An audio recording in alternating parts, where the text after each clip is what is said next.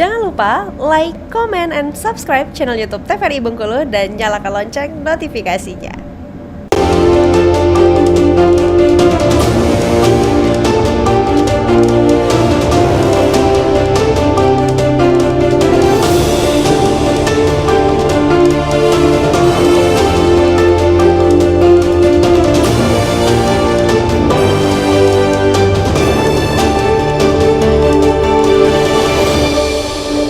Ya, pemirsa, Anda kembali bersama kami tentunya masih di Berendo. Kita kembali nih mengulas informasi seputar dengan litigasi hukum dalam birokrasi. Mungkin kita ke Pak Raufik, Pak, sejalan dengan pendapat dari Prof tadi bahwasannya antara Undang-Undang PTUN, pejabat dan putusan peradilan itu apakah sejalan, Pak, dengan pandangan Prof tadi, Pak? Ya, sangat sependapat.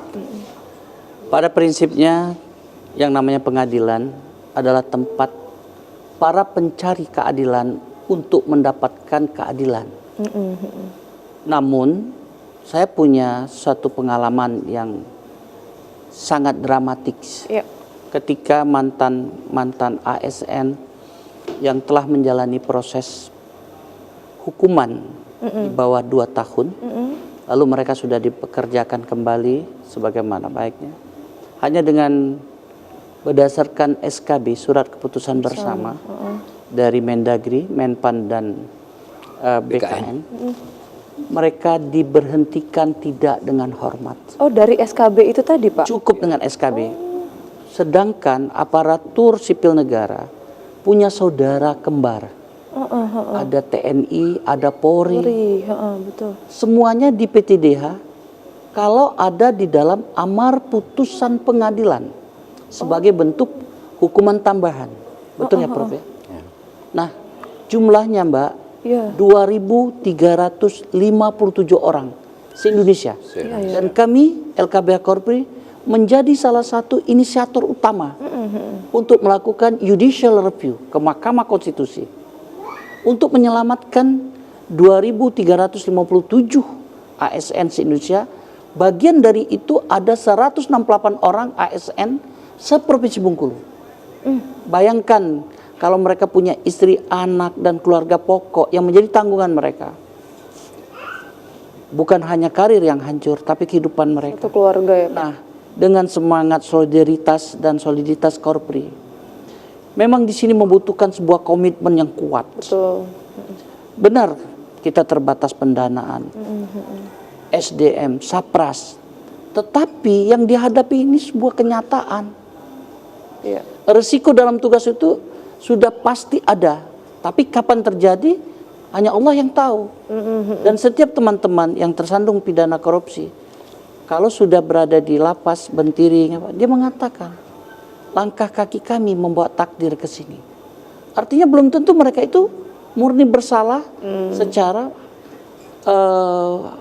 fatal karena kesadaran sendiri, tapi banyak sebagai sosial eksperimen kami juga ketidakberdayaan. Contoh, dia PHO, nggak berani melawan atasan, tanda tangan, berita acara. Betul. Nah, kalau nanti digugat ke PTUN seperti katakan Prof tadi, menang di atas kertas tidak juga dieksekusi. Iya, ketika pejabatnya tidak mau mengeksekusi gitu ya. Ya, seperti itu, padahal aturan sudah jelas. Kalau mereka tidak mau, dilaporkan ke presiden. Tapi apa ada keputusan presiden yang memberhentikan gubernur, bupati karena tidak melaksanakan putusan PTUN? Saya belum membaca juga referensi itu. Jadi sungguh kami mengapresiasi TVRI Bengkulu sudah mengundang kami, menyuarakan. Karena hari ini pun ada 2 SN kami yang kemarin terjaring juga dalam OTT. Dimanapun itu adalah korup ASN yang seharusnya kita harus memberikan sebuah tawaran atau katakanlah sikap untuk membantu. Namun keprihatinan ini moga-moga dengan pengurus Korpri yang baru, walaupun ketua Korpri itu sendiri yang termasuk di OTT. Namun kita tetap berkoordinasi dengan jajaran yang berkompeten untuk memberikan suatu bantuan hukum, entah itu non litigasi ataupun litigasi. Nanti kita lihat perkembangan ke depan bagaimana. Iya, baik. Seperti itu, Mbak. Boleh, Pak, mungkin harapan ke depannya untuk litigasi dalam konteks birokrasi di Provinsi Bengkulu mungkin Bapak seperti apa? Silakan. Bahasa saya begini, saya punya DNA ASN, saya dikandung, dilahirkan dari rahim Pemda. Saya sudah menempuh perjalanan pengalaman 34 tahun, nyaris praktisi hukum. Saya habiskan waktu saya bersama senior-senior dosen-dosen saya membantu ASN. Saya menggugah dari mimbar yang terhormat ini, marilah kita sama-sama peduli untuk memberikan bantuan hukum baik non-litigasi maupun litigasi. Karena pada hakikatnya memang itu hak yang dijamin oleh konstitusi. Iya. Jadi kepada pengurus, kepada pejabat yang berkompeten, jangan sampai derita itu kita alami sendiri baru kita mengatakan penyesalan dan hidayah. Betul. Saya pikir ini perlu saya suarakan. Betul, silakan. Karena sekarang bukan hanya manajemen konflik, tapi manajemen risiko. Yang dihadapi ASN itu sungguh berat menghadapi manajemen risiko. Karena dia tidak terprediksi apa yang terjadi hari ini dan dia lakukan kemudian. Dia sudah baik menjalankan tugas, betul kata Prof. Tapi sliding, contoh guru sudah menunaikan segala tugas kewajiban. Tetapi dengan medsos di ujung jari dipiralkan guru melakukan penganiayaan. Oh iya betul. Kita tidak menganulir yang betul-betul melakukan penganiayaan, tapi yang dikriminalisasi itu ASN juga. Iya. Jadi sekali lagi dari Manajemen resiko ya. kesempatan yang amat mulia dan terhormat ini, saya berharap tumbuh kembangkan semangat soliditas dan solidaritas KOP ASN. Siapa lagi yang akan menolong diri kita kalau bukan kita secara internal berbenah di dalam sebuah organisasi yang sudah memberikan kita gelar pahlawan nafkah keluarga. Apakah mungkin kita berakhir kandas, tidak selesai tugas purna bakti kita, berakhir di penjara dan mendapatkan sebuah stigma negatif sebagai narapidana dan hak-haknya ditiadakan. Hak pensiun nggak ada, BPJS nggak ada. Hanya dengan satu kelalaian dan kesalahan, saya ingatkan juga teman-temanku ASN harus hati-hati dan cermat. Bisa menghapus dharma bakti kita yang dibangun seperti Pak Iskandar mungkin sudah 37 tahun barangkali. Dharma bakti sebagai ASN hanya karena sedikit kelalaian bisa menghancurkan semuanya. Begitu Mbak. Itu diingatnya lebih lama ya Bapak ya. Wah ya, malu ini lah. Iya baik, mungkin boleh Prof mungkin dikaitkan sedikit juga dengan transparansi dan juga akuntabilitas dalam proses litigasi hukum nih, dalam meningkatkan kepercayaan publik kan Prof. Iya, saya berharap bahwa dalam proses penegakan hukum itu dasar landasannya adalah norma hukum. Iya. Bukan atas dasar yang lain. Apakah ada indikasi politik atau transaksional dan lain-lain. Transaksional. Jadi murni atas dasar hukum. Oleh karena itu saya sebagai orang hukum administrasi bahwa tindakan pelanggaran hukum administrasi itu tidak dengan serta-merta langsung bisa kita katakan terindikasi pidana gitu. Sehingga harus segera ditindak melalui prosedur hukum pidana. Atau dengan kata lain, tidak mesti aparat penegak hukum itu dengan serta-merta harus segera mengambil tindakan, kecuali yang OTT ya. Kalau OTT memang tidak bisa dihindar. Tapi misalnya ada dugaan perbuatan penyalahgunaan wewenang berdasarkan hasil pemeriksaan dari auditor misalnya, apakah APIP ataukah yang lain, PPK atau BKP, yang namanya APIP eksternal atau aspek internal, diduga telah terjadi penyalahgunaan kewenangan lalu menimbulkan kerugian keuangan dan atau potensi kerugian ekonomi negara. Nah, kalau sudah ada sebuah keputusan yang menyatakan bahwa ada indikasi dugaan dan itu sudah ditetapkan oleh hasil APIP tadi, ini masih bisa dipersoalkan. Nggak serta-merta. Nah, dipersoalkan gimana? Ajukan keberatan. Ajukan permohonan keberatan kepada PT UN untuk dinilai apakah keputusan APIP tadi itu betul telah ada indikasi penyalahgunaan wewenang atau belum. Kalau nanti pengadilan mengatakan betul, oke, APH bisa segera bertindak. Tetapi itu pun si pemohon masih bisa banding ke pengadilan tinggi. Nah, setelah banding baru nggak bisa lagi upaya hukum lain. Artinya APH baru bergerak kalau sudah inkrah permohonan apakah telah ada perbuatan melawan hukum, perbuatan menyalahgunakan wewenang atau tidak gitu ya.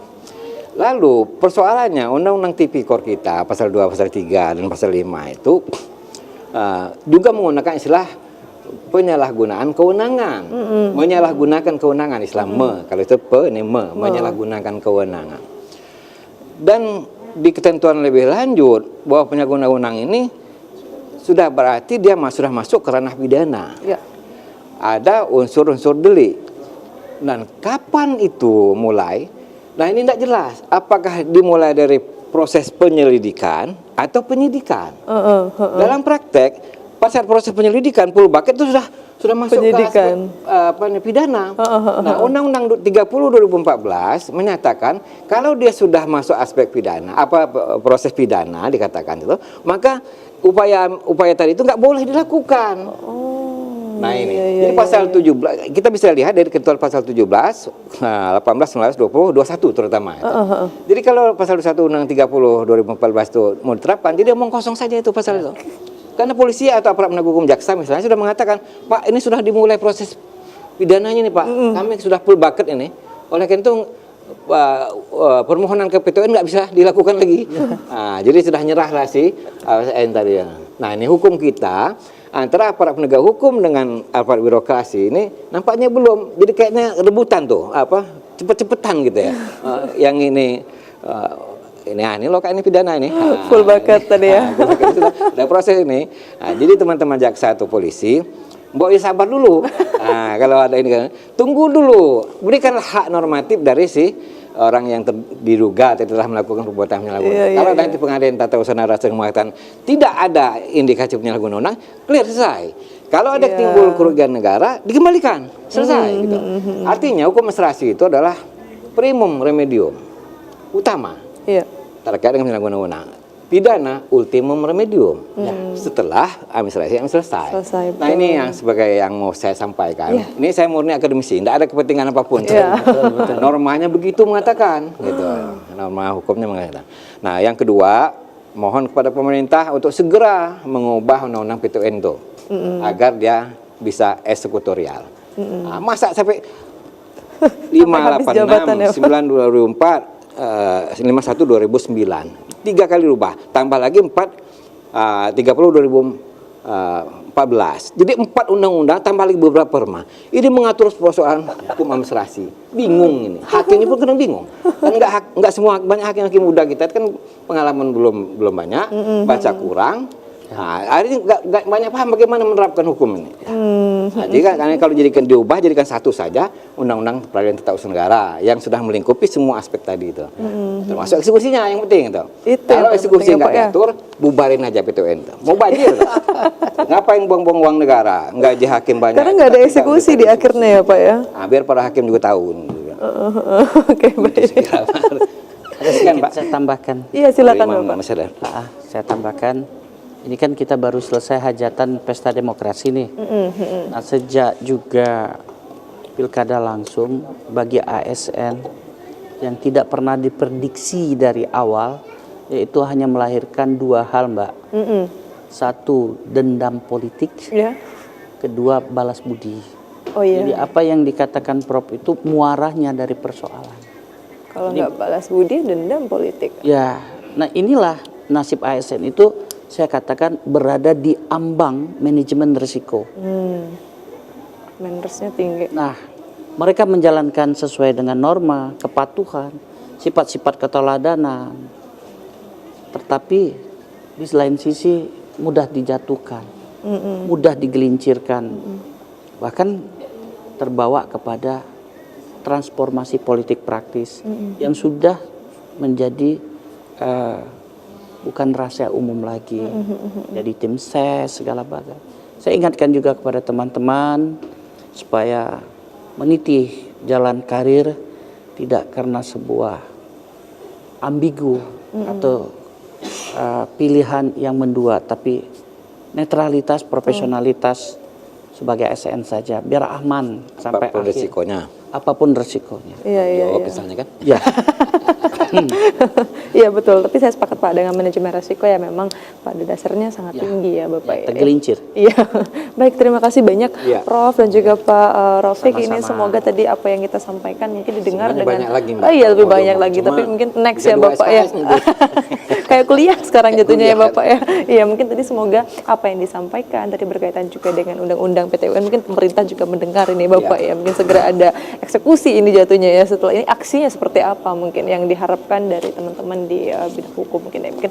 Dan kita berharap juga mungkin dengan adanya pelan litigasi dalam mengatasi masalah hukum ini dalam birokrasi semakin lebih baik ke depannya Bapak. Terima kasih banyak Pak sekali lagi kami ucapkan. Dan pemirsa dengan demikian berakhirlah kebersamaan kita di Berendo edisi hari ini. Akhir kata saya Aldila Vidya mengucapkan terima kasih. Wassalamualaikum warahmatullahi wabarakatuh dan sampai jumpa.